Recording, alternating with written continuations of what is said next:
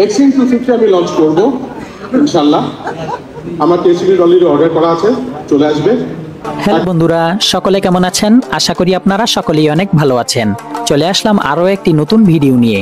Guys, আজকের ভিডিওটি কিন্তু আপনাদের জন্য খুবই গুরুত্বপূর্ণ, কারণ আজকের ভিডিওতে আপনারা হিরো এক্সট্রিম 125 এই বাইকের বড় ভাই মানে হিরো এক্সট্রিম 250 এই বাইকটি বাংলাদেশে আসার খবরটি পাবেন। আর এইটা কিন্তু অফিসিয়ালি ভাবেই ঘোষণা করা হয়ে গেছে। হিরো তাদের ইতিহাসে এই প্রথমবারের মতো 250 সিসির কোনো একটি বাইক বাংলাদেশে আনতে যাচ্ছে, আর সেটাও খুব শীঘ্রই। কিন্তু বাংলাদেশে বাইক আসলেই তো হবে না, এই বাইকের দাম, পারফরমেন্স এবং ভালো খারাপ দিকগুলো তো আমাদেরকে দেখতে হবে। কারণ হিরো এক্সট্রিম 125 এই বাইকটি কিনে অনেকজনেই কিন্তু তাদের বিল্ড কোয়ালিটি নিয়ে সন্তুষ্ট না। তো এইবারের এই বাইকটা কি আমাদেরকে সন্তুষ্ট করতে পারবে? চলুন আজকের ভিডিওতে এই বাইকের সকল ইনফরমেশন সহ এই বাইকটি কবে বাংলাদেশে আসবে এবং বাংলাদেশে আসার পর সেটার দাম কত হতে পারে সেগুলো জেনে নেওয়া যাক। আর ভিডিওর শেষে আমি আপনাদেরকে সেই ঘোষণা দেওয়ার ভিডিওটিও দিয়ে দিব। তো ভিডিওটি শুরু করার আগে আপনাদের সকলের কাছে আমার আবেদন, আপনারা যদি আমার চ্যানেলে নতুন হয়ে থাকেন এবং আমার ভিডিওগুলো যদি আপনাদের কাছে উপকারী মনে হয় তাহলে অবশ্যই চ্যানেলটিকে সাবস্ক্রাইব করে আমার সাথেই থাকবেন। তো শুরু করছি আজকের মূল ভিডিওটি। আজকে যে বাইকটি নিয়ে কথা বলবো সেটা হলো হিরো এক্সট্রিম 250R।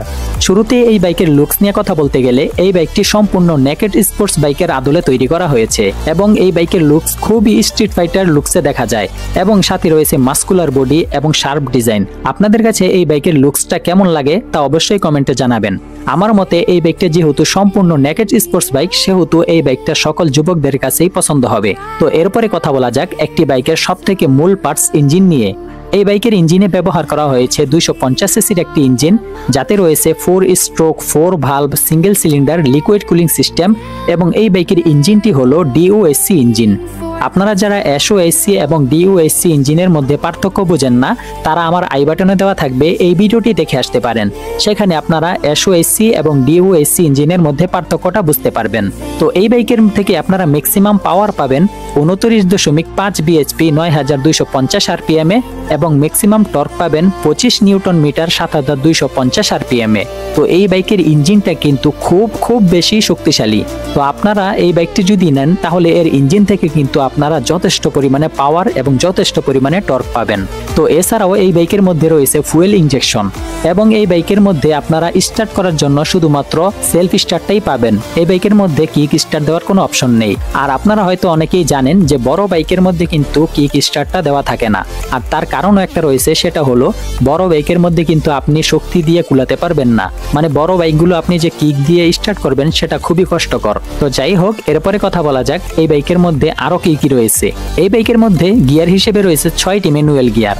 এরপরে আমরা দেখব এই বাইকের মধ্যে মাইলেজ এবং টপ স্পিড কত পেতে পারি। এই বাইকের মধ্যে আপনারা মাইলেজ পাবেন প্রতি লিটারে 35 থেকে 40 কিলোমিটার। তো এটা আমার মতে একটু কম হয়ে গেছে। তো 250 সিসির বাইক হিসেবে এটা মোটামুটি ঠিকই আছে। তো এরপরে এই বাইকের মধ্যে আপনারা টপ স্পিড পাবেন, কোম্পানি ক্লেম করতেছে প্রতি ঘন্টায় 140 কিলোমিটার টপ স্পিড পাবেন। তো 250 সিসির বাইক হিসেবে 140 কিলোমিটার টপ স্পিড কিন্তু মোটামুটি খারাপ না। তো এরপরে দেখা যাক এই বাইকের চেসিস এবং সাসপেনশন নিয়ে। এই বাইকের চেসিস হলো স্টিল ট্রিলস ফ্রেম এবং এই বাইকের মধ্যে সামনে রয়েছে আপসাইড ডাউন ফর্ক সাসপেনশন মানে হলো ইউএসডি সাসপেনশন, আর পিছনে ব্যবহার করা হয়েছে 6 স্টেপ অ্যাডজাস্টেবল মনোশক সাসপেনশন।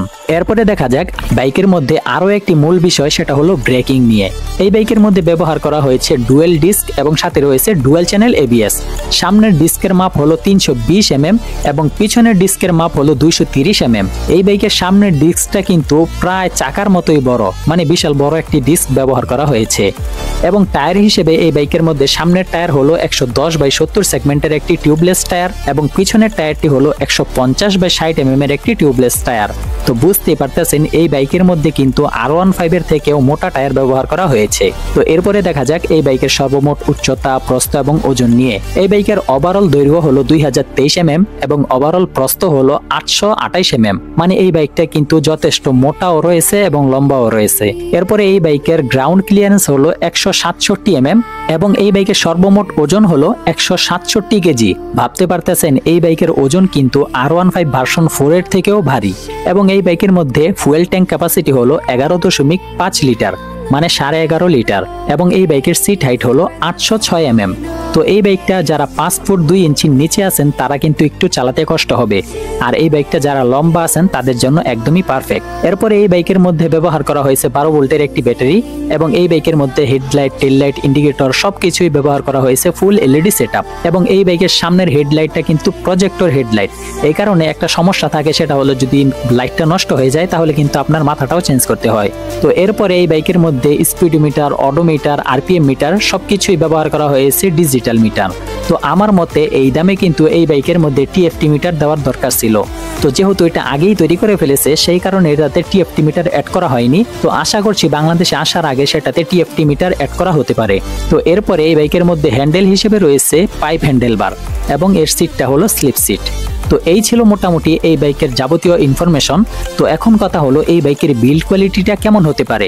বাংলাদেশে যখন হিরো এক্সট্রিম 125 আর এই বাইকটি এসেছে তখন কিন্তু সেই বাইকের বিল্ড কোয়ালিটি নিয়ে অনেকেই প্রশ্ন তুলেছে। তো এটা কিন্তু এখন হিরো কোম্পানিদের যারা মালিক আছেন তাদের কিন্তু এটা দৃষ্টিগোচর হয়েছে। তো সেই কারণে তারা কিন্তু সেই বিষয়টা নিয়ে ইতিমধ্যেই ব্যবস্থা গ্রহণ করেছে।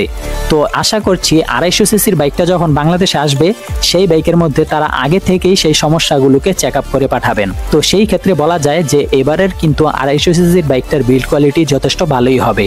আর বাংলাদেশের হিরোর কর্মকর্তারা কিন্তু তাদের কাস্টমারদের সাথে খুবই আন্তরিক, তারা কিন্তু প্রতিনিয়ত তাদের কাস্টমারদের খোঁজ খবর রাখে।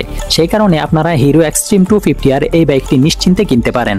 তো এখন চলুন দেখা যাক সেই ভিডিওটি। তো আপনারা আগে সেই ভিডিওটি দেখুন, তারপরে আরো কিছু কথা বলতেছি। সবচেয়ে পাওয়ারফুল ওই সেগমেন্টে 250 তে জাস্ট লঞ্চ হয়েছে, ফেব্রুয়ারি মাসে লঞ্চ হয়েছে, বিক্রি হয়েছে, এখনো কিন্তু বিক্রি স্ট্রিমলাইন হয়নি ইন্ডিয়া। সো চ্যালেঞ্জ এক্সট্রিম ছিল আপনার just look at the back, দেখেন আমার কিছু বলা লাগে না। এক্সট্রিম 250 আমি লঞ্চ করবো ইনশাল্লাহ। আমার কেসিবি অলরেডি অর্ডার করা আছে, চলে আসবে।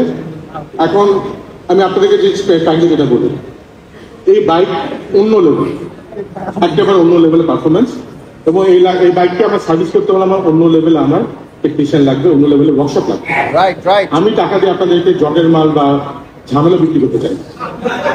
তো দেখতেই পেলেন এখানে কিন্তু উনি বলে দিয়েছেন যে হিরো এক্সট্রিম 250 এই বাইকটি লঞ্চ হবেই। আপনারা ধরতে পারেন যে লঞ্চ হয়ে গেছে, কারণ তিনি ইতিমধ্যেই হিরো এক্সট্রিম 250 আর এই বাইকটি কিন্তু অর্ডারও দিয়ে দিয়েছেন। কিন্তু উনি যখন তখনই কিন্তু এটা বললেই আনতে পারবেন না এবং বাজারে ছাড়তে পারবেন না। আর সেই কারণটাও উনি কিন্তু বলে দিয়েছেন, আপনারা একটা বাইক কিনলে সেইটার কিন্তু মেইনটেনেন্স এবং সার্ভিসিং এর জন্য কিন্তু টেকনিশিয়ান এবং এই বাইকের সকল যাবতীয় পার্টসগুলো কিন্তু অ্যাভেলেবেল করা লাগবে। আর এই বাইকটা যেহেতু 250 সিসির বাইক, এই জন্য এই বাইকের ফিচার্স এবং পারফরমেন্স সবগুলোই কিন্তু 150 সিসি অথবা 125 সিসি বাইক থেকে আলাদা, এবং এর সার্ভিসিং সব কিন্তু সবাই পারবে না। এই কারণে এই বাইকের জন্য আলাদাভাবে টেকনিশিয়ানও লাগবে এবং আলাদাভাবে ওয়ার্কশপও লাগবে। তাই সেগুলো আগে অ্যাভেলেবেল করে জায়গায় জায়গায় সেগুলোকে সেটিং করে এরপরেই কিন্তু বাইকটাকে লঞ্চ করতে হবে। নয়তো বাইক সেল করে দিবে, তারপরে কিন্তু সার্ভিসিং যদি ঠিকঠাক মতো দিতে না পারে তাহলে বাইক কোম্পানিরও দুর্নাম হবে, আর আপনারাও তখন তাদেরকেই দোষ দিবেন। তো যাই হোক, সর্বোপরি কথা একটাই যে এই বাইকটা 100% শিওর বাংলাদেশে আসবেই। আর প্রতিবারের মতো এবারও কিন্তু আপনাদেরকে আমি বলে দিব যে আপনারা যারা আছেন যে একটা বাইক কিনে বহু বছর চালাবেন, মানে আপনারা ঘন ঘন বাইক চেঞ্জ করার কোনো ইচ্ছা অথবা সাধ্য নেই, অথবা আপনারা অনেকে আছেন যারা জীবনে প্রথম কোনো বাইক কিনতে চাচ্ছেন, তারা যদি এই বাইকটা কিনে নিয়ত করে থাকেন তাহলে এই বাইকটা লঞ্চ হবার সাথে সাথে আপনারা কিনতে চান না। যারা রেগুলার বাইক কিনে বেচে তারা যদি কিনে তাহলে তারা কেনার পর তারা 3-4 মাস যখন চালাবে তখন তারা অনেক কিন্তু ফিডব্যাক দিবে যে এই বাইকটা ভালো নাকি খারাপ। তখন তাদের ফিডব্যাক দেখে আপনারা এই বাইকটা কেনার সিদ্ধান্ত নিতে পারেন। তো কথা হলো এই বাইকের দামটা কত হতে পারে। তো এই বাইকের দাম এক্সপেক্টেড প্রাইস হিসেবে ধরা হচ্ছে 3,39,499 টাকা, মানে হলো 3,39,500 টাকা। তো এই দামের মধ্যে যদি আপনারা এই বাইকটি পেয়ে যান তাহলে আপনাদের মতে এটা কি ভ্যালু ফর মানি বাইক নাকি এটার দাম বেশি হয়ে গেছে। তো অন্যান্য 150 সিসির বাইক এবং 250 সিসির বাইক হিসেবে এই বাইকটা আপনাদের কাছে কেমন লেগেছে তা অবশ্যই কমেন্টে জানাবেন। তো আজকের ভিডিওটি এই পর্যন্তই। ভিডিওটি ভালো লেগে থাকলে অবশ্যই একটি লাইক দিবেন এবং সাবস্ক্রাইব করে সাথেই থাকবেন। আল্লাহ হাফেজ।